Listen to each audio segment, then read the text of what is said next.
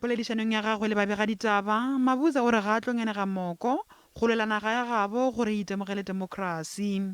Umsebenzi mneng lesiwusebentako kuze uthi sibone. Go sana le mošomo o montši o re swanetšeng go o dira. Re swanetše re leke ka maatla gore 2023 re kgethe mmušo o mosa o le go wa rena.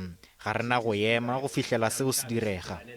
Sikulungise singulabahlonishwa. Mabuza le Dube ba pharilwe ka melato ya botšhošetši le go tshela melao ya COVID-19 go latofatšwa e le bona ba tlhotšeng megwanto ya dikgaruru yeo e tsogilego ka nageng yeo kgweding ya go feta, empa baemedi ba bona ba semolao ba re ditatofatšo tšeo ke matlakala fela. They did not violate any of these acts. In fact, what they did was collect a mandate from their constituencies, which they intended to take to Parliament, table them, and have them heard in Parliament, and probably a resolution be found.